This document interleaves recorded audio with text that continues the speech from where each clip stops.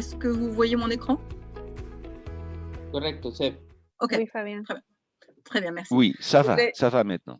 Donc la question qui se pose sur la prospective et l'innovation est relativement simple. C'est celle que j'évoquais tout à l'heure, c'est-à-dire qu'il est vraiment nécessaire de comprendre que lorsque vous développez de la prospective, à un moment donné, vous avez besoin de comprendre le temps. Le temps, c'est ce que nous appelons la macrohistoire, c'est-à-dire que si vous imaginez Si ustedes se imaginan conceptualmente, y aquí claramente hay una cuestión cultural de base, que el tiempo es algo que vuelve continuamente, es decir, los acontecimientos suceden una y otra vez y con el mismo estímulo tenemos la misma reacción. En este momento comprendemos que no puede haber innovación entonces si inversamente pensamos en el tiempo como lo hacemos en Europa, y yo imagino que en América Latina también, como decía el antropólogo, como una máquina termodinámica que constantemente va creando novedad. Entonces, obligatoriamente, la innovación se encuentra en el centro de nuestro pensamiento de futuro. Eso es lo que ponemos en evidencia. Ahora, la cuestión es que innovación no es invención. Invención es la creatividad. Invención es la capacidad de imaginar soluciones nuevas a problemas antiguos, etcétera. Allí nosotros estamos hablando de otra cosa, de innovación. La innovación tiene que ver con lo que nosotros denominamos la aceptabilidad social, lo que quiere decir que podemos imaginar un proyecto absolutamente extraordinario. Ustedes conocen sin duda al gran arquitecto Le Corbusier, el gran arquitecto francés que tenía imaginaciones, tenía soluciones que podían ser soluciones bastante interesantes para problemas contemporáneos. Desafortunadamente no había una aceptabilidad social para lo que él proponía en ese entonces, y estas innovaciones nunca conocieron la luz y nunca se diseminaron porque no había una aceptabilidad social. Y nosotros en Prospectiva tenemos un imperativo que es responder a las necesidades de la sociedad, si no la perspectiva no tiene ningún sentido en absoluto. Entonces pienso que es allí donde vemos la concatenación, el núcleo entre la perspectiva y la innovación. La perspectiva va a construir el futuro, y porque el futuro será diferente al presente, es el que lleva problemas, porque nosotros como humanos queremos resolver estos problemas para vivir mejor. Necesitamos la innovación junto con la sociedad para así mejorar el futuro. Bien, y en este contexto, Fabián, ¿cuál es la Dans, diferencia versus la concepción tradicional de resiliencia? Es decir, cuando vemos las cosas desde este punto de vista, ¿qué valor se agrega para entender la resiliencia? Alors, pour moi, la problématique de la résilience est une problématique. para mí esta es una problemática. Lo siento, pero voy a ir un poco más. Como todos somos investigadores, yo voy a ir un poco en la convergencia de un pensamiento común. La resiliencia en francés es la forma, la capacidad de poder volver a una situación anterior, a un impacto. Por ejemplo, ustedes caen y su capacidad de ponerse de pie nuevamente es resiliencia. Se puede llamar también la elasticidad de una cierta forma. Quiere decir que la resiliencia existe para asegurar la continuidad, es decir, hacerlo de forma tal que a pesar de todas las caídas, de todos los golpes, impacto, todos los trastornos, uno siempre vuelve a la situación anterior. Se vuelve a la normalidad.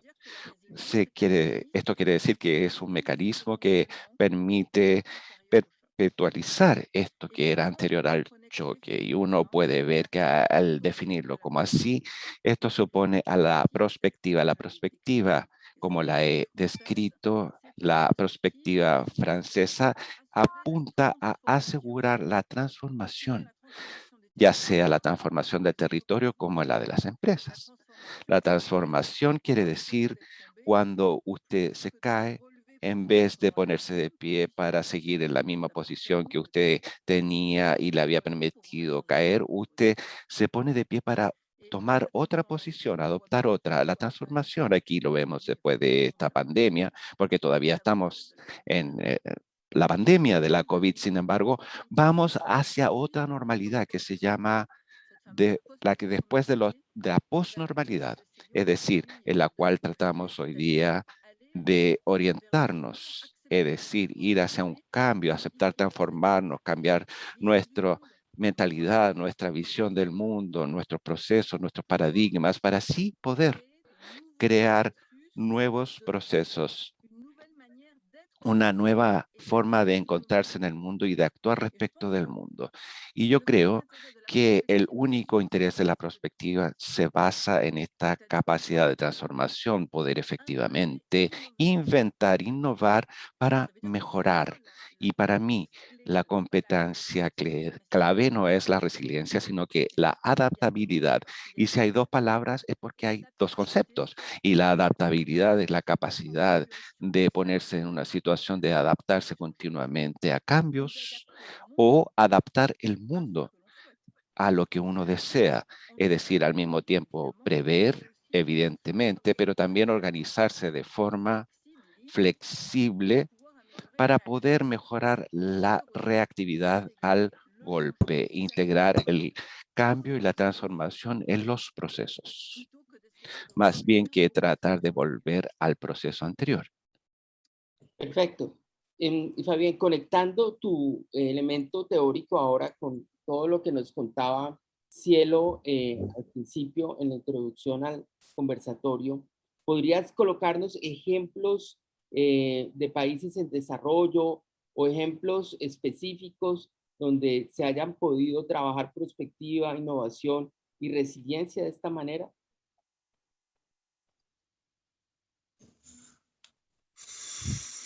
Alors, oui, alors il ne faut Sí, encore pas de résilience, mais sur des projets de prospective más bien territoriale, alors, il faut savoir que la France proyecto de a perspectiva territorial, porque Francia tiene una gran historia en este campo. Por mi parte, yo he hecho más o menos unos 50 ejercicios de perspectiva territorial en estos últimos años en Francia, pero también en casi todos los países europeos hoy por hoy que se encuentran en el centro, Italia, Francia, Italia, España, Suiza, Irlanda, los países escandinavos, todos tienen procesos de perspectiva territorial, es decir, creación de proyectos de territorio con una visión más o menos a medio plazo. En Francia tenemos una obligación porque la ley impone utilizar la perspectiva territorial en los planes de reordenamiento territorial y también en los territorios aglomerados o conurbaciones, y tenemos una obligación de ver en un panorama de 20 años para hacer una programación a 10 años. Es decir, todas las regiones francesas ya en los ejercicios de perspectiva territorial comenzamos en el año 1963, por lo tanto esto ya se remonta hace medio siglo ya. Y por supuesto hay numerosos de estos. El último es el que presenté aquí, es de la ciudad de Rennes, que en octubre de 2020, como pueden ver, es muy reciente, decidió poner 30 millones de euros que están en este plan. Ese decir no se ha llamado de resiliencia, sino que de repunte y de rebote. Entonces sabemos que es una buena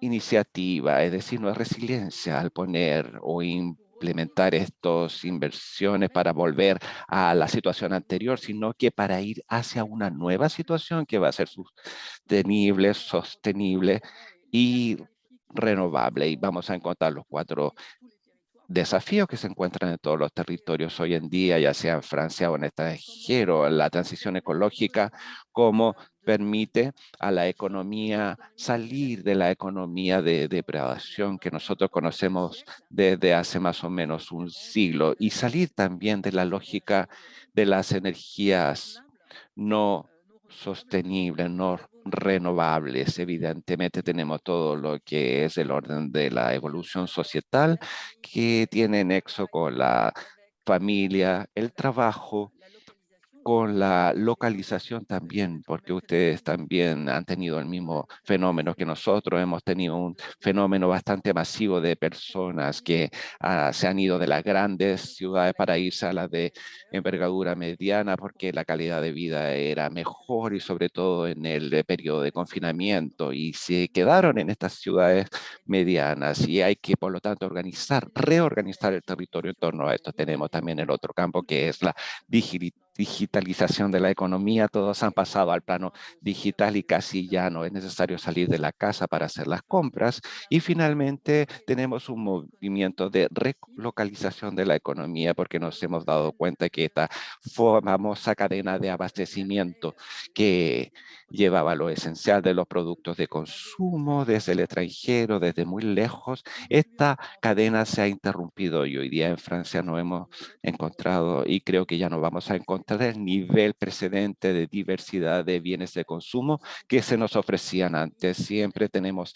escasez de materiales de construcción, un cierto número de elementos que siguen siendo problemáticos, y esto implica el movimiento de relocalización. Estamos tratando de evitar los transportes, los desplazamientos de una ciudad a otra, y estamos constituyendo espacios como micromundos económicos a la escala muy local que se llama el localismo hoy en día. La ciudad de Rennes se inscribió completamente dentro de esta lógica y vamos a ver en los años futuros si este plan funciona. Pero yo pienso que es el mejor ejemplo para ilustrar este nexo entre resiliencia y la transformación.